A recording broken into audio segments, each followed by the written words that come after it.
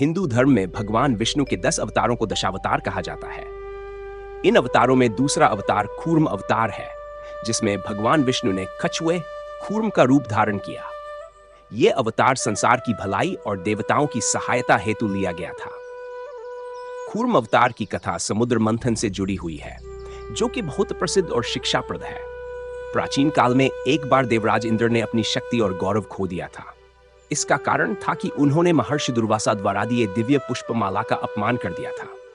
इस अपमान से क्रोधित होकर महर्षि ने इंद्र को श्राप दे दिया कि उनकी सारी शक्तियां नष्ट हो जाएंगी।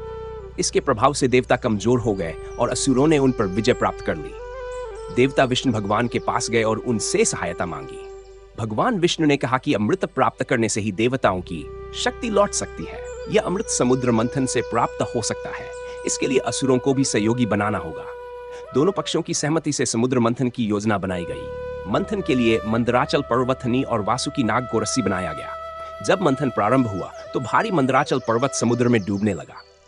तब भगवान विष्णु ने कूर्म छुए का रूप धारण किया और समुद्र के तल में जाकर अपनी पीठ पर मंदराचल पर्वत को स्थिर किया।